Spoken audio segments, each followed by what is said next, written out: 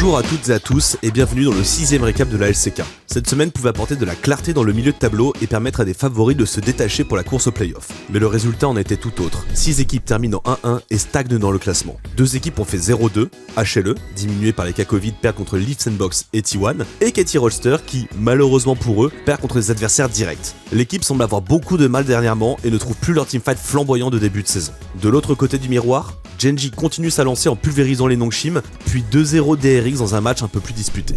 T1, toujours invaincus, nous ont proposé une maître classe de macro dans leur match face à Damwon Kia. Tout leur lead de la game 1 se passe autour de la bot lane.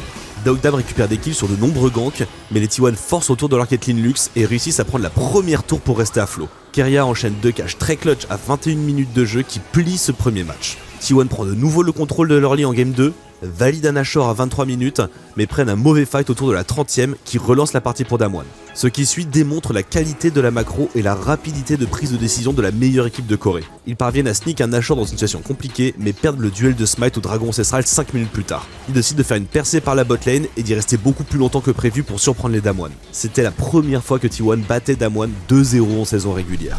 Notre MVP pour cette semaine ira vers le jungler des Gen.G, Peanut. Il est sans doute le jungler le plus actif en early game de Corée, toujours à chercher un moyen de gank très tôt ses laners qui lui rendent bien en le mettant dans de bonnes conditions. Avec le retour des Karim dans la méta, il pourra prendre les rênes de l'engage pour son équipe et ses qualités de shot caller n'en seront que renforcées. On passe maintenant du côté du classement, où vous pouvez voir que les T1 et les Gen.G sont très confortablement installés tout en haut du scoreboard, pendant que 6 équipes continuent d'être au coude à coude pour la course au playoff. HLE est la seule équipe à être légèrement décrochée, mais leur avenir est encore entre leurs mains. Ils affronteront les Bros pour démarrer cette 7ème semaine qui sera intéressante pour clarifier le milieu de tableau, cette fois-ci on l'espère. Mais c'est surtout une semaine oméga banger pour T1. Jeudi 9h, rendez-vous pour l'affrontement au sommet contre les Gen.G, cette fois-ci en roster complet, et dimanche midi pour la 2ème Telecom War. Ils feront tout pour garder leur invincibilité face à leurs féroces adversaires et égaliser leur propre record du Summer 2015, le fameux 14-0. Merci d'avoir écouté ce récap et on se retrouve toute la semaine sur OTP en LCK.